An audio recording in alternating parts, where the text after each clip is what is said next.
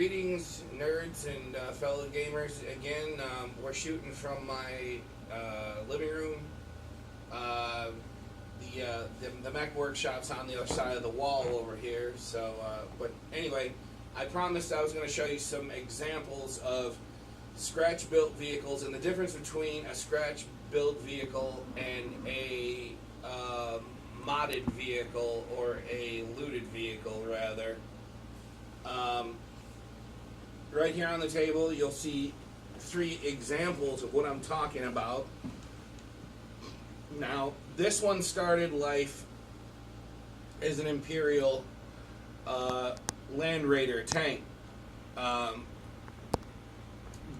through heavy conversion and a bunch of bits from a vehicle upgrade pack, hence this, and this mortar here, and this mortar here, and this cannon down here, those were sold exclusively by Games Workshop to modify and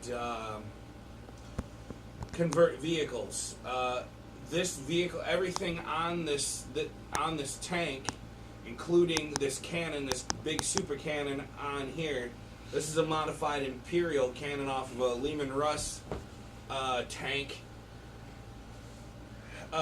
And the difference is this again was a straight out of the box model, but it's been heavily converted and modified by yours truly. As you can verify and see, it's very orky. The nomenclature screams orc. It's got glyphs everywhere, on the front, the back, the sides. We'll get into what the glyphs mean later on in one of our early video segments, because I promised I would do a segment on the books and some of the history of the orc culture. These 2 vehicles here are scratch built.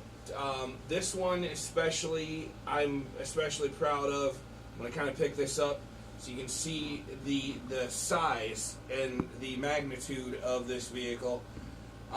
This vehicle, originally this whole midsection piece from these 2 holes here all the way back to the exhaust, this was originally a 3rd edition battle wagon that I bought brand new straight out of the box 20 plus years ago, and I started building it and then I stopped. And I shelved it and I put it away for a very, very long time. I just recently unearthed it within the last year or so and put it together to what you see here. The rest of the vehicle is completely scratch built. I started out with some card material and I made a chassis for it with the big wheels. The big wheels were donated from a wrecked RC car that belonged to one of my children that they destroyed, but I robbed the wheels off of it and kept them for such an occasion.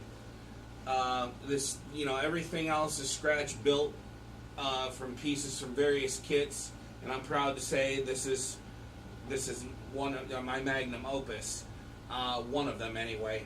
And the one here to the immediate left, again, this has made an appearance already, I think twice now in the videos.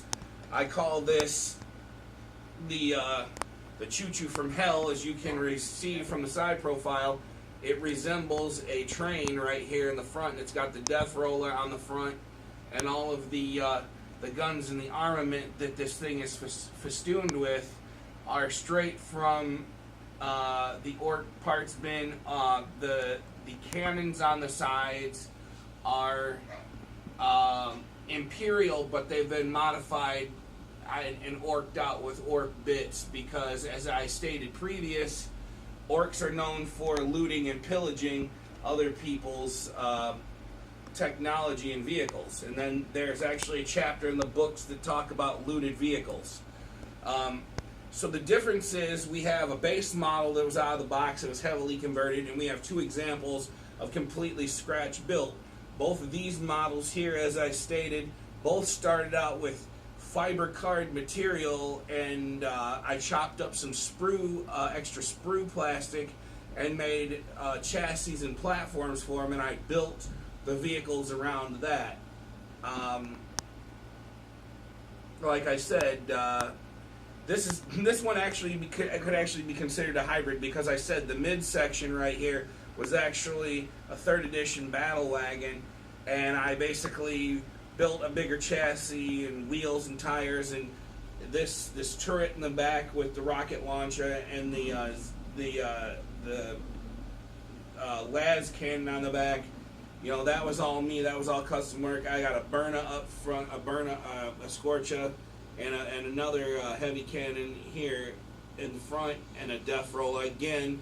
GW upgrade, vehicle upgrade pack. All 3 of them sport the Death Roller. But yeah, this one here is just this is the Death Cruncher Roller. That's my version. That's my creation. And you know, and we have this tank. So now you understand a little bit better the difference between converted and scratch built, because like I said, these are 100%. All 3 of these are my intellectual property, that I thought up and built. But I used the base model for this one, and so that this could qualify as a looted vehicle. But these 2 right here are more or less, they are scratch built, and from, you know, pretty much spare parts and parts from other kits.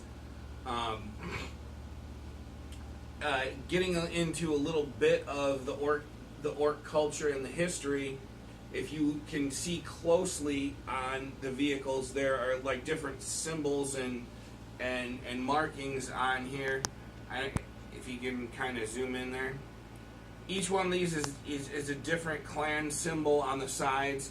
You'll see these often appear on their garb and their clothes. They appear on their vehicles, and it's to identify which clan they're from.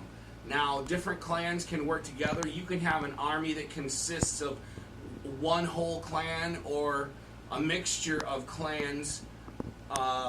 That's okay, but you do have to paint them accordingly, so that,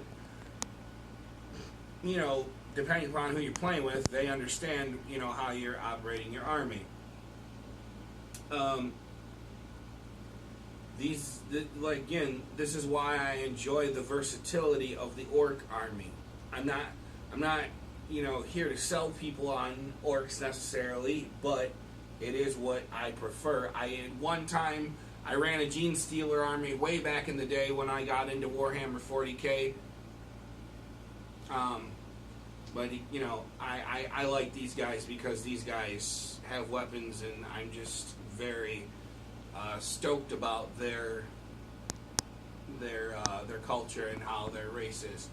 I'd like to take a minute though and give some props and credit to my camera guy and my son Alex. So if you want to step around from outside the camera, hey, what's up, guys? This is my son. This is my youngest. He's 15. This is my buddy. We tried to do this on one of the previous videos, but it didn't materialize, didn't quite come out. We didn't catch him in the shot, so I told him we would do it during this video in this segment. But yes, this is my camera guy, and this is my inspiration for doing the videos right here. So mad love and knuckles to my son. But yeah, so I just wanted to give you guys a rundown and a distinction of the vehicles. And down in front, I'm sure you're wondering what these big guys are here in the front.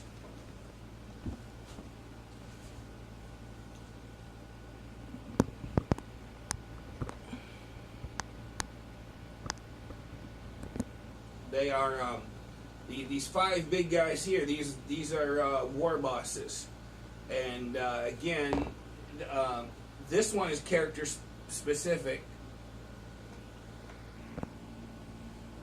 As I was saying, this one's character specific.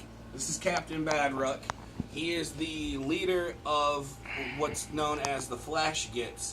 They are some of the richest, most ostentatious orcs in the orc culture, and orcs don't deal in money the way people do. They deal in teeth. Once a year, orcs shed all their teeth and they save them. So teeth are the currency in orc culture. These guys have some of the biggest and baddest weapons and equipment in the orc culture. The Flash Gits are known for that. Now, this guy here, he doesn't have a specific name, but he is a war boss because he has the boss pole with the Goth glyph and the Iron Fist. The Iron Fist means he's a tough commander, he's a badass, and that he is in charge of his unit. He's got what they call a combi shooter, a double barrel combi shooter, and a big chopper. This guy right here is an example of another war boss. Now, this is from the Assault on Black Reach expansion. He did not come out of the box like this. Yours truly customized this guy. I did the custom boss pole. The boss pole, the skull and horns is off the front of an orc war bike that I mounted on a boss pole for him. And this weapon here was originally a power claw, but I converted it to a combi weapon, which has got a shooter, and underneath is a burner barrel. And when you turn him around, you can see the fuel tank on him. But this is an example of a fully painted war boss.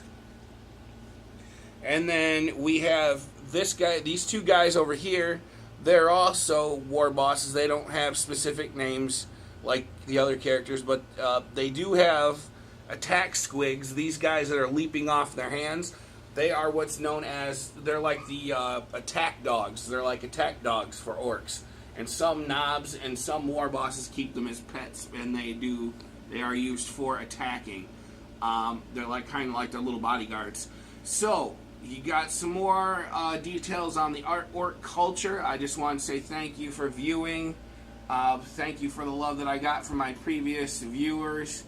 And, you know, check in and view my videos and like them. Again, this is Big EMAC saying, have a good one, guys.